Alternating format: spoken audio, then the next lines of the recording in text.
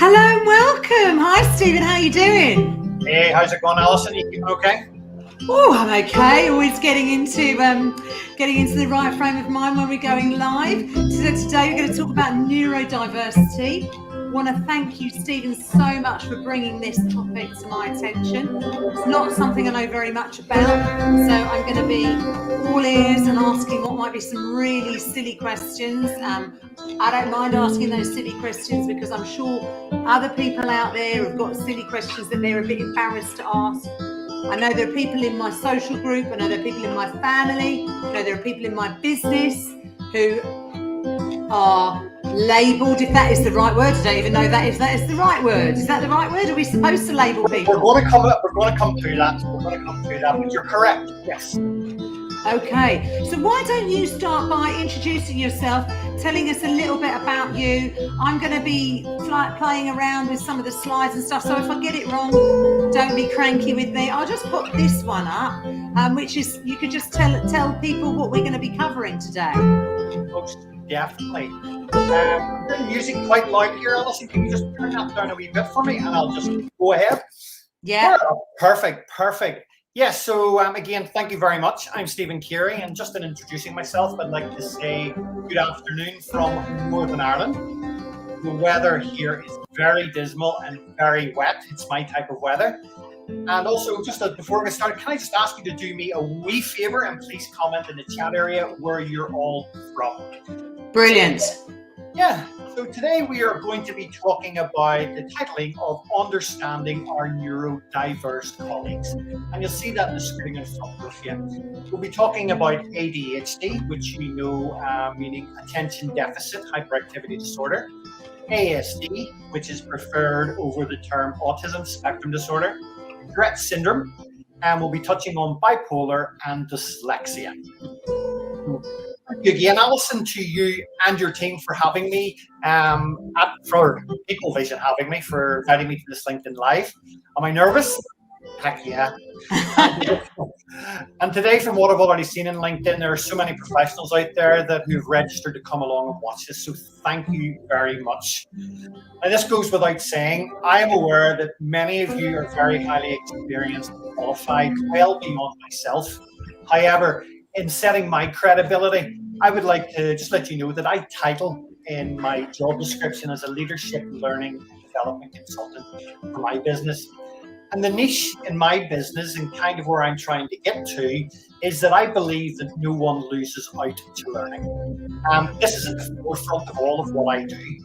Last year, I published a book titled Wind Your Neck In, which was written for young people in making decisions and focused on them having a belief in themselves and not losing out to their plans, their commitments, or desires. Now, Alison, you may not know this, but I'm a qualified BSL British Sign Language interpreter. I didn't know that. So tell me more. I mean, how did you get into that? So I'm inactive with it at the moment, but just growing up, a friend of mine in nursery school the whole way through, hearing impaired. A lot of people would have teased her in the playground, made a mockery of her verbal communication. This just didn't sit right with me at a young age. And I decided I was sent away as a missionary for 2 years from my church, working with the deaf community for 2 years. Where to? For me, it was exciting. I went to the mainland UK, England, Scotland, Wales, but I also came back to Ireland, where I learned Irish Sign Language on top of British Sign Language, and I'm now fluent in both of them. So fantastic. Loved every moment of it, and that's where the passion for learning needs came about. So, but just with my business end of it, where you or a lot of your HR professionals have a deaf or a hearing impaired sign language user, a member of staff, I can go in and deliver professional leadership, soft skills training, and coaching with ESL. And that's amazing. There's an expense there, and most people look at me and go, he doesn't tag that expense because it's just in his hands anyway, so it's just being delivered.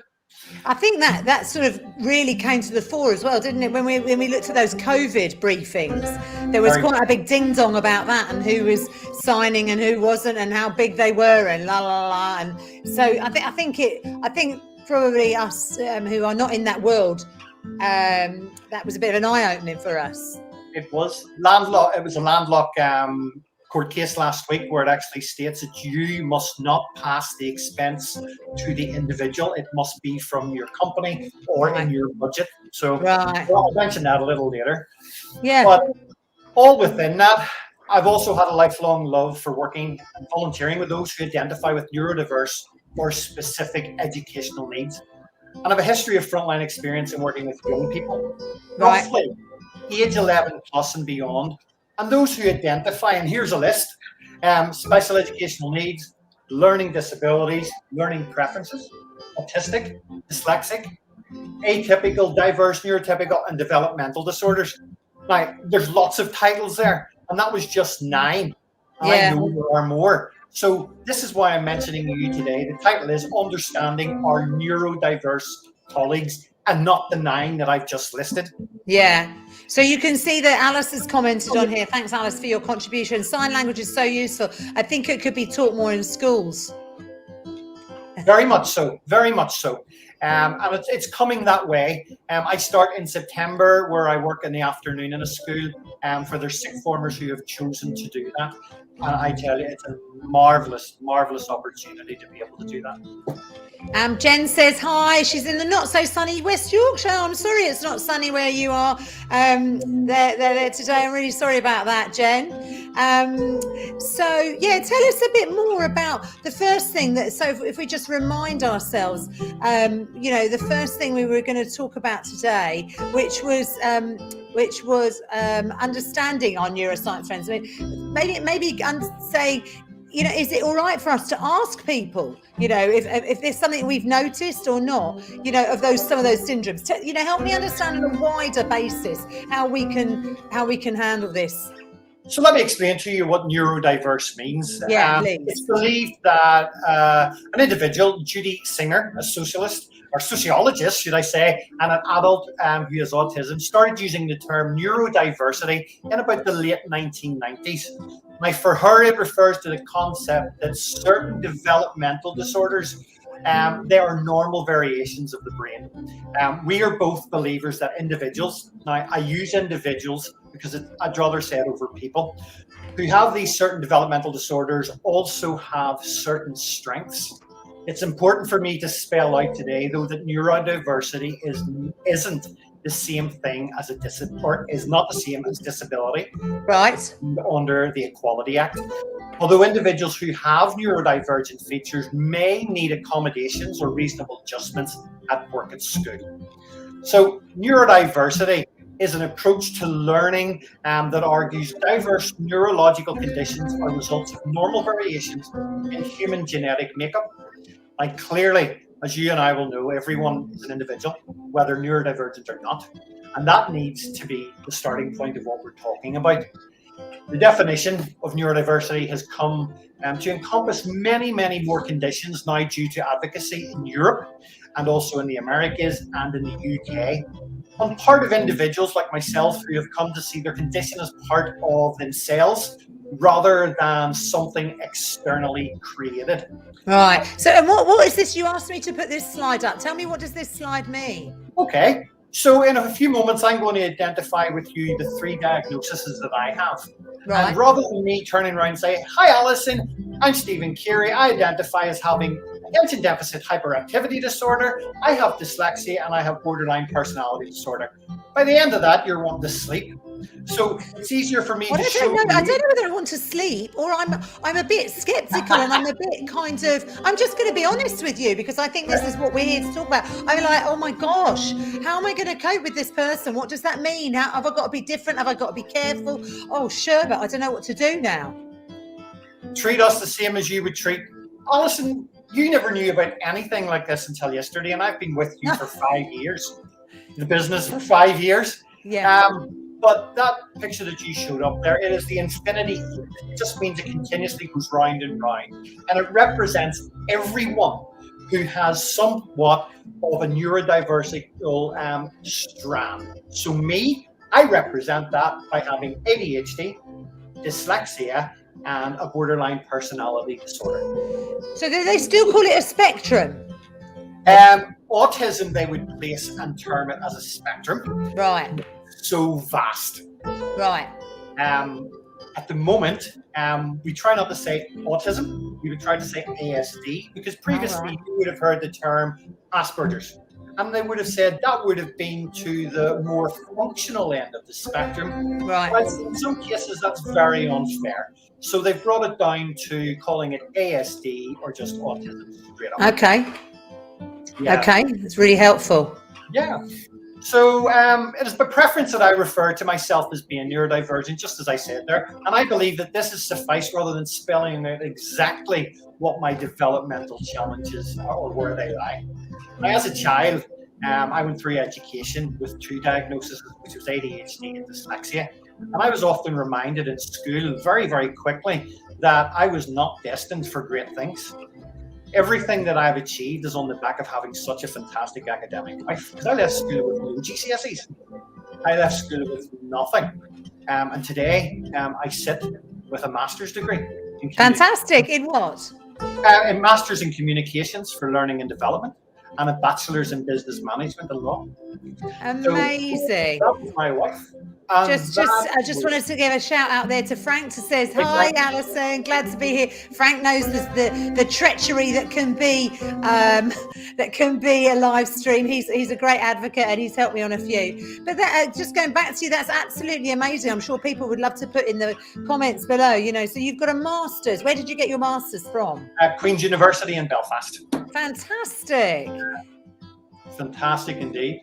But Alison, for most of us who have a collective understanding of what we're talking about when it comes to neurodiversity, and besides ADHD, the belief it is commonly dyspraxia and other learning disabilities fall in there. Yeah. ADHDaware.co.uk, they report that it is estimated that roughly 1 in 7, which is more than 15% of individuals in the UK, are regarded as neurodivergent. Wow. Yeah. And of recent, the University of Glasgow, in their report, they state that other conditions such as schizophrenia, right, OCD, antisocial personality disorder, borderline personality disorder, dissociative disorder, and bipolar disorders can all be classed as a form of neurodivergence. Yeah, and what was this ribbon that you, again, another little logo? I don't know if it's a logo or whatever. Just help me understand what this is and how it fits in. This is a very, very active, just a little label that I would have pride in because of my children. My children identify with autism, and this would be the autism banner. It's very bright, very colourful.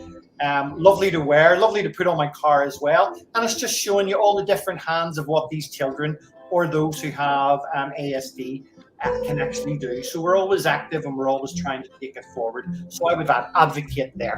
So did you say you put it on your car? Oh yeah, I have a magnet sticker on the back of my car saying autism aware. Yeah. Okay. Does that mean you park particularly well or particularly badly? I don't drive, but my wife does it. She's a brilliant driver. The car does it automatically for her, of course. But no, we wear it with pride. And it just lets us know that sometimes when we're parking, the children may come out of the car and they're unaware of their circumstances, or they may just run to get into the game computer shop. So, yeah, it's just like saying child on board, but it's also an awareness. Yeah, that's really, really interesting. Just a little reminder here. The bandwidth isn't great, so I don't know. It's not playing the video so well. But this is actually just to say, if you could subscribe. I've been nagging Nabil about getting more followers on our LinkedIn, but actually, he says I must tell you all the time. Please do follow on LinkedIn and on our YouTube, and so please do follow us. But attention deficit hyperactivity disorder. So, I mean, is that the first one you'd like to maybe discuss? Yeah, let's go there. So this is me in a nutshell, attention deficit hyperactivity disorder. And I would like to try and bring this more to what's happening today on Zoom. So you and I are being very interactive and enjoying ourselves. But of recent, I was trying to apply for a job, and the interview was done over Zoom. And Alison, I couldn't be myself. I was looking at the screen and automatically went off into thinking of something else. Yeah. I was trying to talk about my CV as well as talk about competency-based questions. Yeah. I was forgetting what I was speaking about. But with ADHD, I should have been able to go to the employer and say to them, hey, listen, I identify with neurodiversity. Yeah. Can you please support me in that? I was scared to, because I thought, hey, you're going to be kicked out. You're not going to get the interview. But I have just found that I cannot do a competency-based interview on screen. And on my blog, a lot of people have come back to me and said, Stephen, you're exactly the same. I'm sitting and I'm now on universal credits because I cannot interview for a particular. Oh, that's dreadful. Yeah. My mind just works differently. If you have something that you want me to do, I would prefer as an individual to go away and get it done. Yeah. Rather than you saying, Stephen, can you work with these 4 people? My mind's, no, I have 100 ideas in here. I want to get them out. I want to get it done and give you a result by this time. So you may think, what's he doing? Why is he thinking? Why is he drafting everything down himself? He's lazy. Well, no, I'm not. It's just my mind is working in a different manner not in what you want it to actually work on. Yeah. I'll share a story about you, which is taken from the Harvard Business Review, and it's titled Neurodiversity as Competitive Advantage. Okay. It says, if you watch John for a while, you'd start to see why he seems, different. He wears headphones all the time, and when he talks, when individuals talk to him, he doesn't look straight at them. He leans over every 10 minutes or so to tighten his shoelaces, and he can't concentrate when they're loose. When they're tight, John, in his department, he's the most productive employee. Right. He's hardworking and never wants to take a break. Although his assigned workplace buddy has finally persuaded him to do so every day, John doesn't like it. Okay. So we're encouraging people to do things. His shoes have to be tied, wearing music. I work 10 times better with my AirPods in. Right. So true. And ACAS in the report in 2016, they said, remember, everyone is different. And while creating a workplace that supports neurodiversity, it's particularly important for neurodivergent employees to action and strategize in the workplace by letting you know. So it's my responsibility as well. Yeah. Jennifer. So Jennifer says, I've seen a lot about awareness of ADHD in particular and how it manifests in females. I don't know where you've been reading that, Jennifer. I'd be interested to see actually where you even saw that. Would you say there are gender differences in how males and females experience ADHD? The term, if you were reading the documents and going professional here, neurodivergent individuals, ADHD in particular, exhibit their conditions in different ways based on gender, race, and culture. Right. So, individuals, they mask their certain characteristics in order to fit into society's standards of neurotypical behavior. So here's another new word for you. Because of where I said neurodivergent characteristics in order to fit in, they call that neuronormative. Right, yes. So young girls trying to fit in, young teenagers trying to fit in, my son trying to fit in with autism, it is very, very difficult for them. And the female, it is shown that they are trying so hard to get into the social aspect of it that it causes a lot of stress on them. Right. They still, I believe females. Sorry, so just to clarify there, did you say, sorry, I spoke over you. Sorry, please, finish your sentence. But is it you saying that females want to be more fitting in more than males do? Is that what? That is what I am reading. That is what I'm reading at this time. I don't have exact or up-to-date figures in that there, but I'm reading that ADHD, autism, the females want to be more in society. Right. Okay, that's really, really interesting. Very, very, very insightful. And then let's see if I can be clever and do this again. Oh, but not with. We need to take. And it's there. We go. Thank you. I think Nabby in the background has helped me with that. So you wanted me to put this one on, and these graphics mean nothing to me, but they mean something to you. You kind of when we were preparing for today's session, and we did prepare for it, albeit it was only yesterday, but we did. What did this sort of scream out to you? Well, the niceness behind this is I often relate this message to those who attend my disability awareness training. And I talk about how individuals, such as my sons with autism, largely rely on visualization to understand certain concepts that are not inherently visual. In his 2007 memoir, Daniel Tammet, who is an autistic guru, someone with autism who possesses prodigious skills, and he documents, and I quote, "I see numbers as shapes, colors, textures, and motions. The number 1, for example, is brilliant in bright white, like some shining flashlight into my eyes. The number 5 is a clap of thunder or the sound waves crashing against rocks. 37 is lumpy like porridge, while 89 reminds me of falling snow," close quote. My Tammet, who has a remarkable talent also for languages, also sees words as images. And a further quote, he says, "When I read words or phrases or sentences written down, I close my eyes, see it in my head, and can remember it perfectly," close quote. And in life, this is just me, Alison. I've always liked to be part of a team, but there's been always something different about me, whether that's standing on my head, whether it's running and getting a drink, whether it's becoming excited and wanting to change the atmosphere to a happy atmosphere. That's just me. And this is who I represent in this picture. Whilst I also see this whenever I'm at high schools teaching or studying, I can always identify someone who's similar in neurodiversity as me. And again, is this how it felt? I mean, I must say this is how I felt at school. You know, just it was a struggle and lots of pencils, and but just it felt a struggle. You know, how much? But obviously that's a school picture. We didn't want to make today too Janet and John like. But you know, what did in the workplace? What differences might we see? Within the workplace and in how we better understand it, always is being assessed through HR matrices, etc. The line managers and the supervisors we always encourage them to receive training in dealing with neurodiverse workers. So if you were to fire something at me at the last minute and want me to get a report done, that was me in that picture, because I haven't had time to balance my thought process. I haven't had time to go through it, where I would say to you, "Hey, Alison, we know each other. Can we agree to go through this together first? Because this will help me remove and alleviate stressful situations. Yeah. And it's also going to cut down on you becoming stressed. What is he doing? What is it Stephen's doing? Why is he being lazy?" I'm just thinking. Yeah.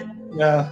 I don't think it's lazy. I have worked with someone and I found it a bit like, why are they coming to me and ask? Can't they blooming work it out themselves? Why have they got to talk it through? You know, and actually I just think that this is kind of magnified with this virtual world. Whereas if you were sitting next to somebody and working and you go, "Oh God, we've got this piece of work, or we've got this meeting coming up," you know, it wouldn't feel so hard anyway. But now because we're remote and they want to know XYZ, I'm like, I don't really understand why they can't sit and figure that out themselves. Is that right? So is that possibly why I'm feeling a bit frustrated? Well, let me tell you, you're not at fault. Right. I'm at fault. I should be telling you. Yeah. Okay, but I should be building that relationship with you of where that can actually come about. This is a big statement of mine, but for years I have acted neurotypically just to avoid negativity. Yeah. Previously, in my employment and in knowledge of the employment of those who identify with neurodiversity around me, employers literally have said to us, "You're lazy." It's not as easy thing just to do or to work out a task. It takes time. Our brain is doing something different. And that's why we're calling it neurodiverse rather than autism ADHD. Yeah. But I ask you, and also you guys who are coming, I ask you to follow up with me in how, as a learning and development professional, by designing training materials has me up for hours at a time. Right. So if I was billing someone for designing something, we would usually say 8 hours. I could probably be spending 36 to 40 hours on that. Right. Yeah. But you know, it's interesting because the reason we're here today is because I was looking for some trainers to deliver some virtual training, and I said to these certain people, you know, can you please send me a video?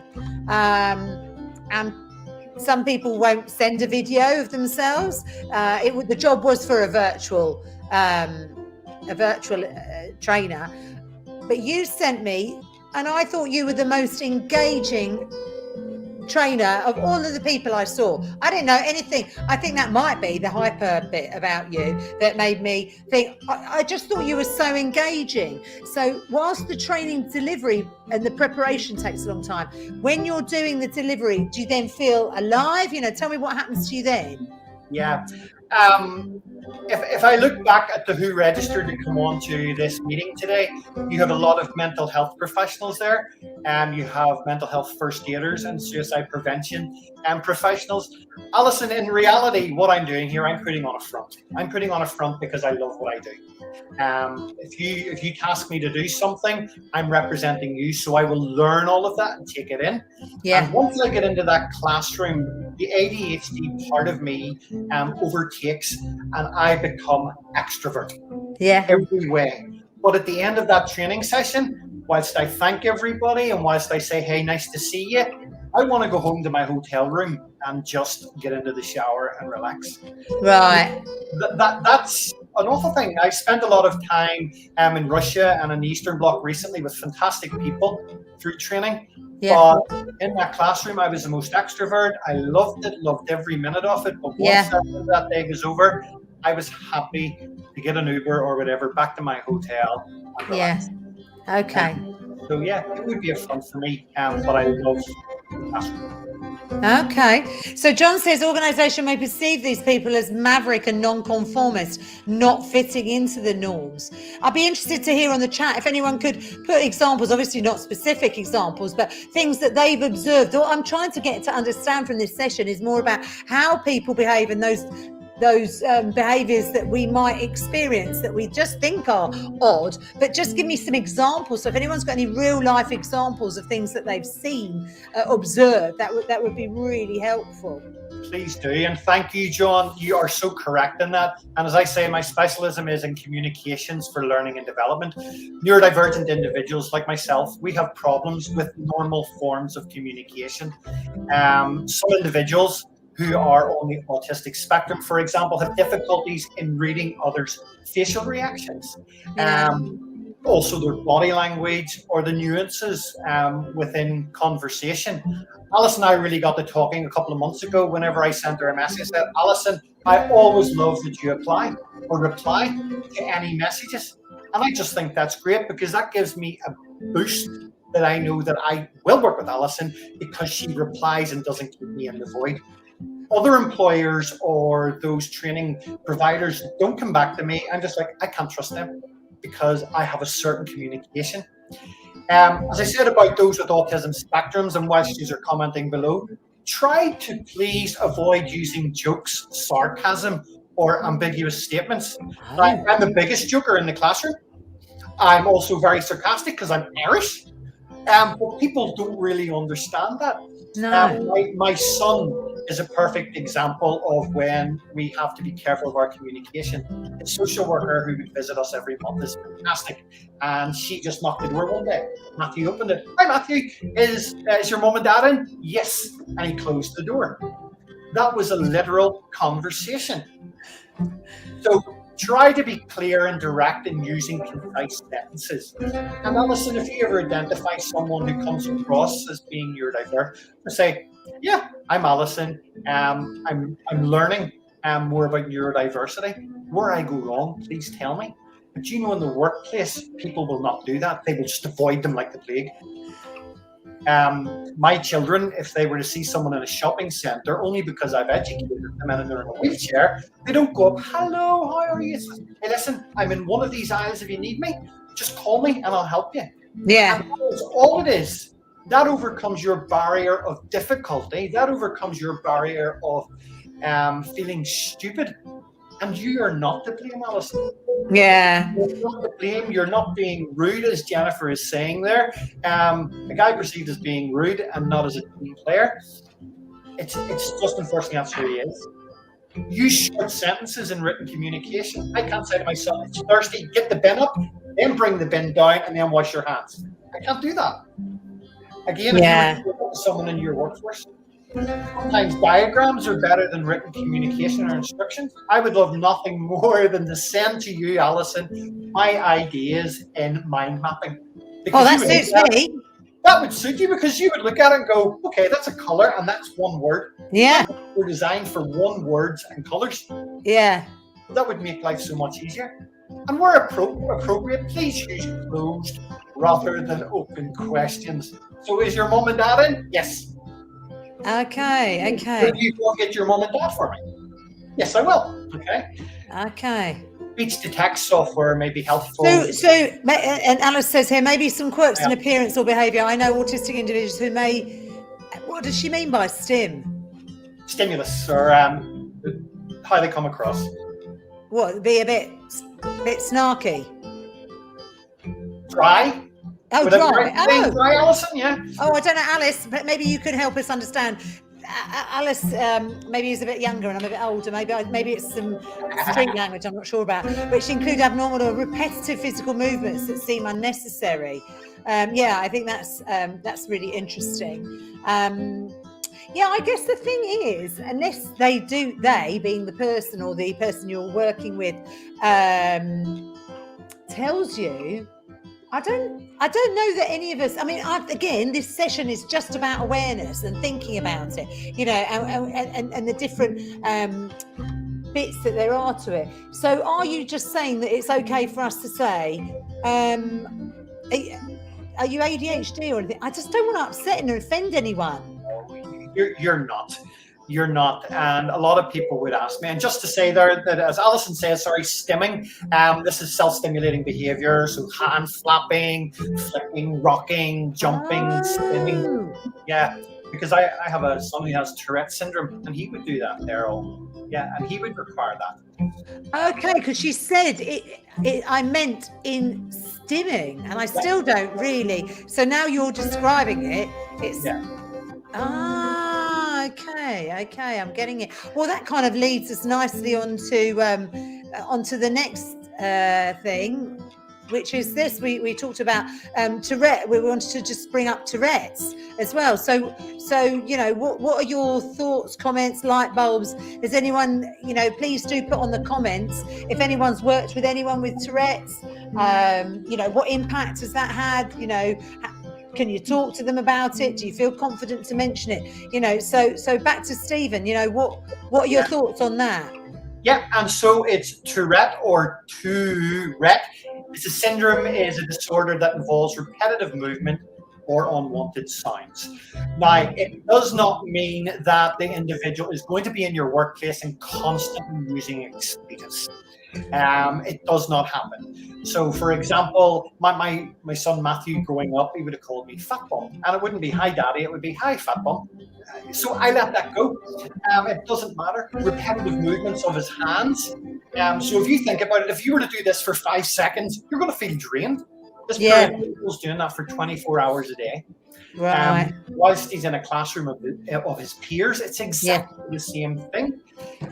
When my son left education in primary school to go into secondary education, it was expected that he would be in the top percentile of the first 10 within the school. He probably went the 119th, which is very low. In working with him and working with a fantastic organization called SENEC, of which I'm a member of their board of directors, Special Educational Needs Advice Council, we got him a statement for 25 hours with a classroom assistant. There was arguments coming across. He's too intelligent. He doesn't need classroom assistant. He's very intelligent. Well, he said, look at his results. And because he would be sitting there working away and shout out something like "boom" or "teacher's rubbish" or something like that, whilst it was funny, and yes, it was funny. I'm sorry. No, honestly, please do not apologize. Whilst it's funny, it was more than I. But Matthew will tell you straight out, my Tourette's, my tics are like sneezes. Right. Or hiccups. You don't know when they're going to happen. You don't know what way they're going to come out, and you most definitely do not know when they're going to go away. Right. That's how he sees life. But there's other young people out there who keep themselves in their house. They do not come in. Mental health kicks in. But my son is in the top 10 in school now because of his classroom assistants and the special educational needs coordinators in the school. Yeah. Whilst he does shout things out, and whilst he does say certain things that aren't nice, like in a restaurant, we're sitting as a family, and you're all eating and focusing, and he shouts, "Mommy's gay!" Everybody else around that. But Alison, that's how it is. Now, my friend who lives local, and around the time of where Black Lives Matter was out, Matthew had never seen Joe, who is from Guyana and is black. He'd never ever seen colour whatsoever. But because that conscious flow in his mind, every time Joe came into the house, it was Black Lives Matter, and that's what he was shouting out. And Joe just dismissed this and didn't. But it's becoming, and you can picture that. If you were to assign me to one of your clients and say, "This is Stephen, he identifies with Tourette's." Fair enough, that'll relax the situation. But if you send me in there without identifying my neurodiversity, there would be problems, and you could lose a client. So whenever I go out and I'm asking, listen, Alison, you're wanting me to talk on a podcast in a couple of weeks. Can you let me know if there's anyone who identifies with learning needs? If someone comes up and says, "Yep, I'm deaf," that's fine. Yeah. It is interesting. I mean, this is all about awareness. By the way, do please like our YouTube channels. Do please comment, guys. I know you're obviously, we're doing such a good job because the comments have gone quiet. So I think they're just listening to, and because you've got not live experience, but you've got your own personal experience, I should say, of all these things. I've just been spending some time with somebody who has got a bit of a hiccup, shall we say, and it is actually a hiccup. And I didn't know what to do, I didn't know the first time it happened. I just thought, oh, well, that's just happened, and I didn't do anything. But then as it became more of a pattern, I did say something about it, because I thought it's remiss of me not to notice it, and maybe it is more comfortable for that person if I do bring it up in a conversation and say, oh, because now when it happens, I just ignore it. It's just like the light going on and off. Always. Or the sun going in or coming in your eye, and then it actually, it's just part of that person. And actually, I think it's nice that they do it. It brings, do you know what I mean? It actually brings something different to that thing that I'm working with. So I really like it, and I'm glad that I've had an opportunity to work with somebody who has got that. It wasn't work, actually, it's a personal thing, but just as to be a part of something. So it's just again about being aware of how to deal with this sort of thing. Many people will have tics. I have a tic, which is my right shoulder. Whenever I get really excited, it moves up. But to be diagnosed with Tourette's, you must have a verbal tic, could be and also you must have a body tic as well. So those two things can more than likely bring a diagnosis through professionals of having Tourette's. Yeah. And then moving on to our little friend Bipolar. Yeah. I don't know how these, maybe just before we go on to bipolar, could you just say again just how all of these different topics are together, and why we put them all in one neuroscience live stream today?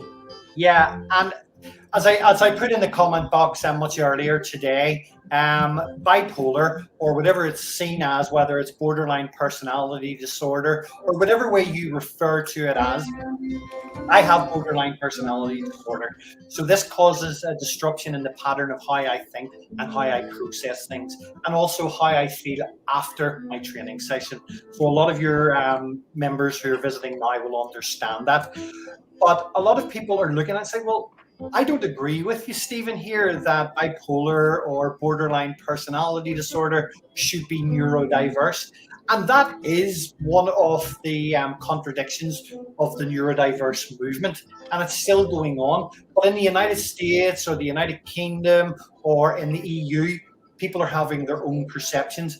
But if you go into ACAS and study up in any of their reports, it will tell you to take these into consideration. And if you remember what I said there earlier on about the University of Glasgow, they are seeing these as now identifying as neurodivergent conditions. So it's something that we all need to be aware of in going forward. So where this can impact on the workplace is I can go to work happy for the next couple of weeks and do everything but just something slight could put me under the weather. And with you being a responsible employer, can just say, Stephen, do you know what? I really don't understand what's going on, but I have mental health first aiders who can support you, or else I can refer you to some of the different organizations that can help you. And by you telling me that, Alison, that's going to make a heck of a difference for me, because that could turn 1 month of absolute pain into maybe just one day, because I know someone's there to support me. And this has become more difficult over the last year and a half with COVID-19. And in my employers I have the approach and say, listen, I have reasonable adjustments that are required of me. So, could you say that last bit again? I have reason to. I have reasonable adjustments that I require because of my condition. And I see John has just come back there, Alison, and said I was surprised to see bipolar. John, yes, and so was I until about a year ago. Very, very much so, because of the activity of your brain and what you're doing and why bipolar is there. But I'm happy afterwards for anyone to contact me and talk to me about it and share the reports that I've been studying on it. But this was also a professional at the mental health unit locally who also said, yes, he would very much consider bipolar or borderline personality disorder as a part of the neurodiverse mix. Well, I think I would not feel comfortable going up to somebody in the workplace and saying, have you got bipolar? I mean, that I just don't think. I think sometimes I've come across people in my personal life, and it has heightened during COVID. There is no two ways about it. So I think I understand it because I think I know some, but I'm not a mental health expert, and I'm not about to be diagnosing or whatever. But I suppose just kind of going full circle on this whole topic is about just saying to people, tell us if there's something we need to know. If you think there's something that will improve your working relationship with us or are helping you and supporting you as a business, just let us know. We can't do anything unless obviously there's sickness or absence, I should say. If there's absence, and then we need to talk about it. And I'm sure, I've no doubt that people, if they're getting the good medication and it's all going fine, no problem. But it's just such a fine line, Stephen. That's what I'm just wanted to sort of really express that. Yeah, for John and what he's saying, also Jennifer there, most people, probably not like yourselves, John and Jennifer, you may refer to them individually as bipolar, borderline personality disorder, but so many people out there that we come in contact with on a daily basis, they don't even consider those words. They just say mental health. That's mental health. Well, not my sister has bipolar, it's my sister has mental health difficulties. Yes. So you and I would probably understand more as to why I've said bipolar or borderline personality disorder. Yeah. And in the workplace, you wouldn't go up and say, have you mental health? You would just open up and just say, again, hey, I'm Alison, I'm your boss. Listen, if there is anything that you need, please let me know. And also publicize we are mental health aware. Yeah. So it's an easier way of coming around to it. Yeah, absolutely. So guys, keep the comments coming, keep the questions going. It's great to have all of this on there. So the next one we wanted to talk about was dyslexia. So what's our friend dyslexia? Again, this might be something that's probably a little easier to identify potentially. Those people who work with me know I actually did do a dyslexia test, and I don't have it, but I am an appalling speller, and in a way I would wish I had this. So that I think sometimes it's my laziness. Sorry, Stephen, say that again. Academically, I'm very, very good with words and that. It just comes from my background and how my parents delivered their academia to me. I can use big words, but spelling, no matter what I have here, I can never get it down on paper properly. I think this is one of the things that, I'm thinking 25 years ago, it was absolutely part of our vernacular to talk about people with dyslexia and to talk about, because the written word is so much in even if you're working in hospitality, you might have to write something down. You have to take an order from someone. You have to go to a till. So maybe not in construction, but in a lot of lines of work, dyslexia will present itself. And it hasn't been, in the last 20, 30 years, something that people are that embarrassed about. Whereas a lot of the other things that we've been talking about today are not as either prevalent or understandable. So this one seems a bit of an easier thing to discuss. That's my perception. And thank goodness, I will say that to you. Thank goodness it's easier to discuss. Growing up in school, no, it wasn't easy. Back in school, I was caned for some of the things that I was trying to spell. Back in school, I was caned for not being able to deliver through my mouth what I had in my head. So it was dyslexia. It's just a common learning difficulty that can cause problems with reading, writing, and spelling. When I'm reading, I put in extra words. When I'm writing, I can't, like whenever I was doing a dissertation, introduction, main body, conclusion, I write as I speak, which was difficult. And spelling, oh gosh, I put I before E except after S in all of those sort of rules. If I'm sitting psychometric tests, for example, so if I was, for example, if I was applying for a job with the Home Office or the Civil Service, it would ask me, do you require reasonable adjustments? And I put in, yes, I do. Why? ADHD and dyslexia. Please explain what you need. I need plus 25% time, where it becomes a timed psychometric testing. Yeah. Okay. So I have to be able to tell people that to set their expectation. But again, some people don't get back to me, Alison, once I declare that. Right. That is disheartening. But I know I'm just as good as anyone else. And that's where the dyslexia comes in. If I'm feeling under pressure or I just cannot, and if any of your employers are listening out there, guys, I cannot complete an application form. So whenever I ask your recruitment team and I phone up and tell them I'm dyslexic, please listen to what I have to say and just help me fill out that application form. It is so difficult. Indeed will take my CV. Thank goodness that most employers on LinkedIn will take my CV. I cannot do an application form because the square boxes that you want me to put myself into, they move about that page something ridiculous. Really, really, really do. Alice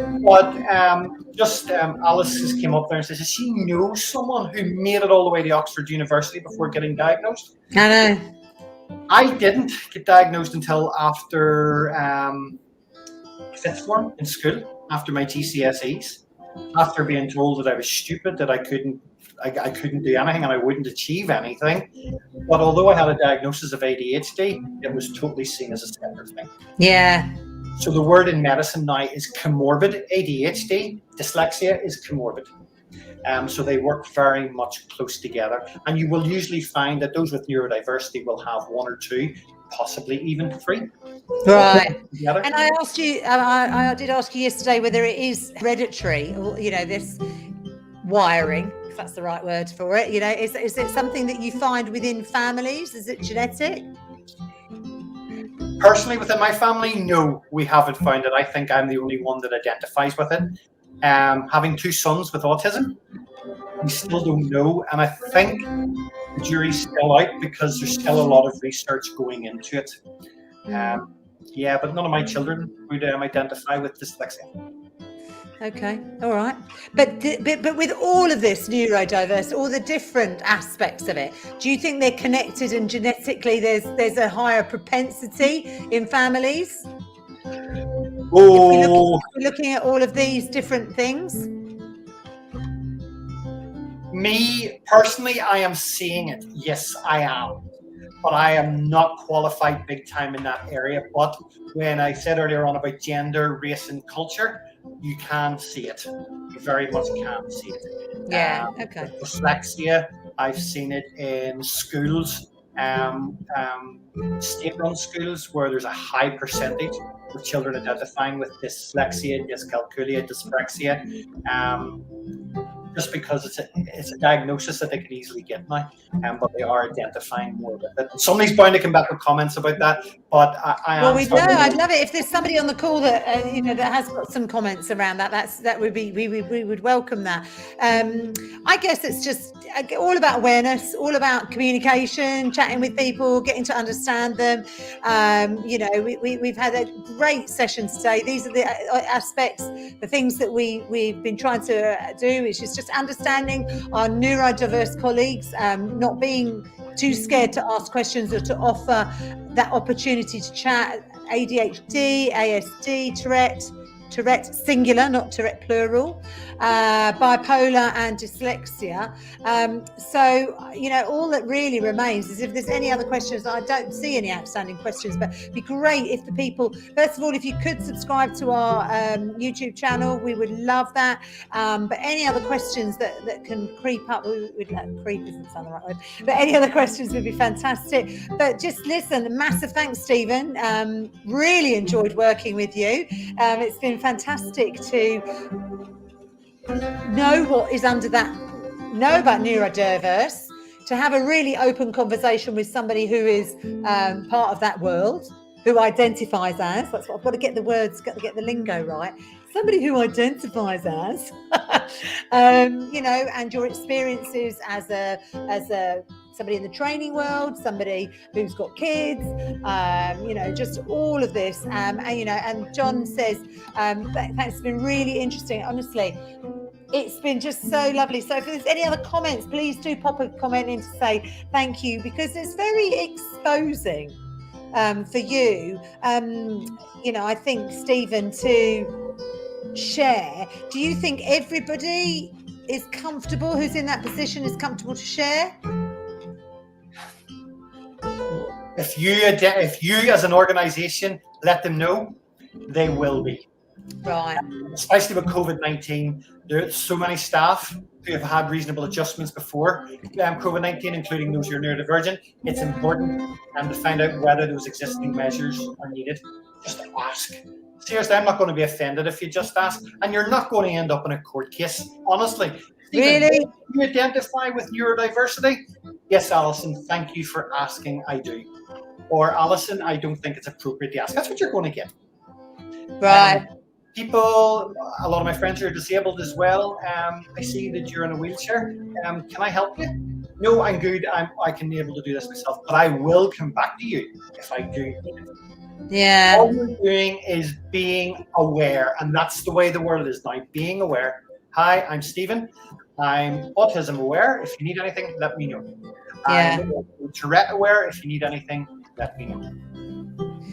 Okay, so Frank says, do these things develop over time, or were we born with it? ADHD and also dyslexia. I believe I was born with it, and I went through life with it.